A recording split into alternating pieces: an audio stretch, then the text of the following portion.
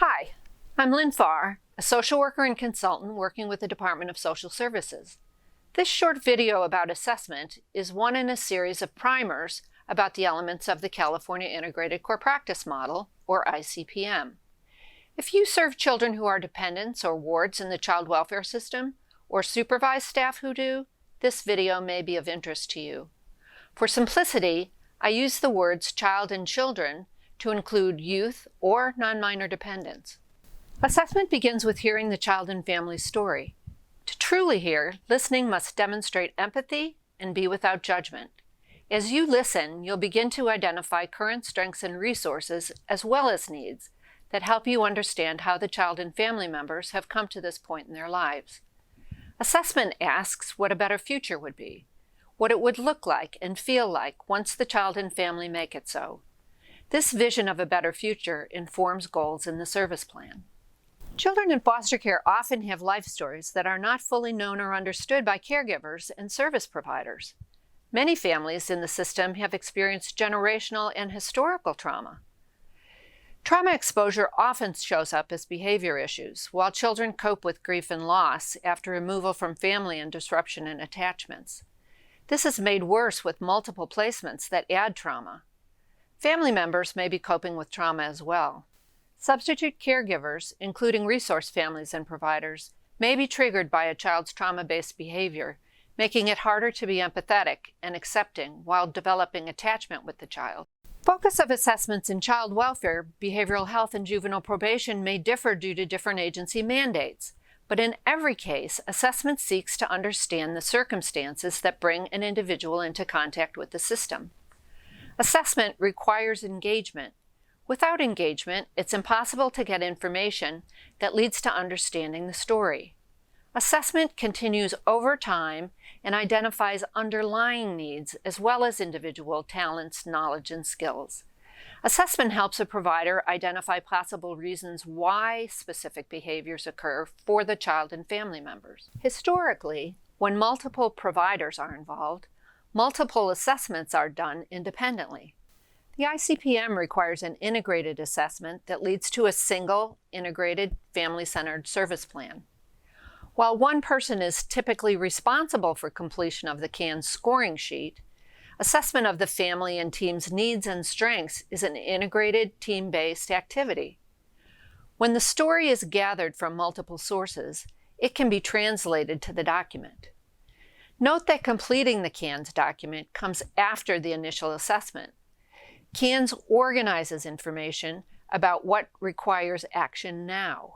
Scores are focused on the past 30 days. CAN's ratings help the team make decisions about what needs to be done and how to prioritize required actions.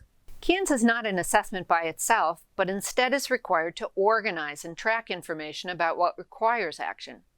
The CANs must be updated every 6 months at a minimum. With best practice, scores are updated during the ongoing monitoring of the service plan. Updating scores reveals whether change has occurred, so the plans can be modified based on learning what works and what doesn't. CAN scores are also useful for program and system management. For example, individual scores, when combined as aggregate data, provides useful information to manage caseload assignments, help identify skill development needs for working with specific subgroups of children and families, or to inform funding decisions based on what types of services contribute most to success for children and families. There is only one CANS per child. If it has been completed previously and the child is later referred to a partner agency, the previous CANS is updated with ratings reflecting the past 30 days. CANs should never be used as a question-answer template or completed by a single rater. The CAN scores must be shared and confirmed by the child, family, and team to support shared understanding and effective collaboration, with the exception of substance use scores that require specific consent to share. When there's difference in perspectives, they must be talked through to achieve consensus. If consensus can't be reached with the child or family about safety issues, they must get the information to understand the rating, as well as what must be different to change it. CAN scores do not drive the CFT plan. Family choice and preference carry the most weight during plan development, including when deciding how safety concerns are addressed. Identification of trauma exposure, both initial and over time, provides context to understanding the child or family member's behavior. Filling gaps in the story is necessary to identify and understand underlying developmental needs. Using this information supports more empathetic and effective responses from caregivers and providers. When assessing placement and permanency options, a parent's motivation to bring a child into their home is important. The parent's goals must reflect the commitment to create and maintain a healing environment for the child. This includes being able to understand the possible impact of trauma to the child's body, brain, and nervous system, to diminish the need for and support the replacement of survival behaviors, and to create an environment that helps the child truly feel safe. Effective plans rely on deep understanding of the child and family's story and reflect their understanding of needs and strengths. Successful plans develop more effective behaviors, ensure access to lasting resources, all contributing to a better future.